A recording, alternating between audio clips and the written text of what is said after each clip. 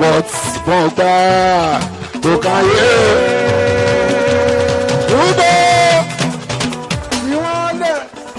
bẹ́ẹ̀ gbà Kokanye. Wọ́n gbà wọ́n gbà. Ẹlẹ́sọ̀ lórí tá mi gbọ́ Buhari ni o gbogbo lórí tá mi gbọ́ bá sọ̀rọ̀ kánà. Ẹlẹ́sọ̀ lórí tá mi gbogbo lórí tá mi gbọ́ kánà. Àwọn ayé ti gba gate wọ́n kọ́ Kokanye. Àwọn ayé ti gba gate wọ́n kọ́ Kokanye. Àwọn ayé ti gba gate wọ́n gbà fi àwọn Paso wọ́n gbà Kokanye.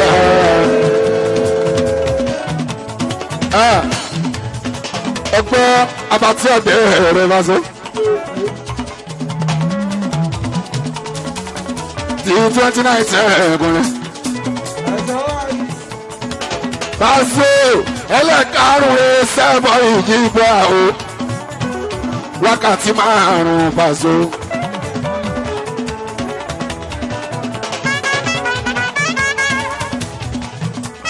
Ẹlẹ́karùn-ún sẹ́bọ̀ ìjìbọ̀ látọ́já sí pé wákàtí márùn-ún Paso àwọn pépérépé Fiverr live inside live inú ayé láyé wákàtí Paso. Inside life mo láti rí Fiverr life kún lè bá so. Ìgbà ayé wà.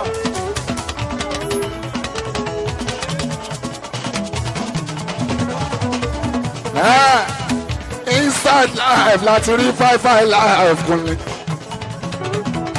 bá so káwá. Ẹlẹ́karùn-ún Abatí ọdẹ ìgbàgbọ́ abẹ́rẹ́ lọ́jọ́ sí. Àwọn èèyàn báwo sẹ́mọ̀ ìwọ̀n wọn omi tá a máa bá dé. Wọ́n ní pé aṣọ àkọ́kọ́ aṣẹlẹ́kẹ̀ẹ́jì làwọn kan bá kó àwọn jẹ Paso ọkùnrin. Wọ́n ní àwọn tẹ́gbẹ́ tí wọ́n sílẹ̀ ọkùnrin nínú Abatí ọ̀rọ̀ yẹn kọ́kọ́. Àwọn náà ń gbé lérè wọn Paso ọkùnrin.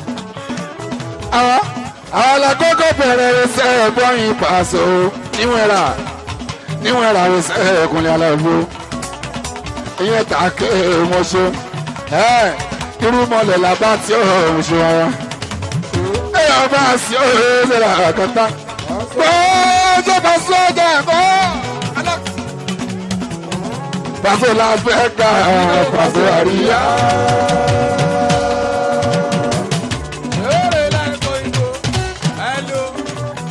Paso Chicago lórí òkè ìrùsí. Fẹ́mi ọ̀gbẹ́ ládùúgbò ìmúdàwádé. Ìyá ní ọjọ́ èèyàn ọ̀gbẹ́ ní bọ́ọ̀lù.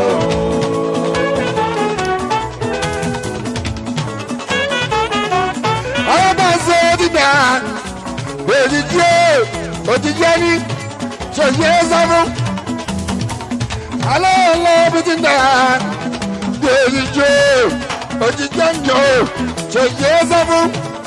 Ojoojúmọ́ là ń ké fẹ̀sì àti ìfẹ̀mí gbọ̀ngàn.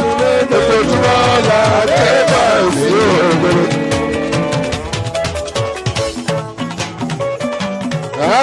Ó yá tẹ́lẹ̀ ẹ máa fẹ́ ikú bẹ́ẹ̀ jájà kò dáhùn. Àbínú ẹ̀ àgàbọ̀ omi ẹ̀ fọwọ́ àtọkùnrin. Àrò ẹ máa fẹ́ ikú bẹ́ẹ̀ jájà kò rápá. Ọ̀gá ńlá motivator ẹ má fẹ́ ikú bẹ́ẹ̀ jájà kò dáhùn. Ọ̀rọ̀ lọ́mọ ẹ má fẹ́ ikú bẹ́ẹ̀ jájà kò rápá. Escape Paso ẹ má fẹ́ ikú bẹ́ẹ̀ jájà kò dáhùn. Escape Alinga ẹ̀jọ̀ dára.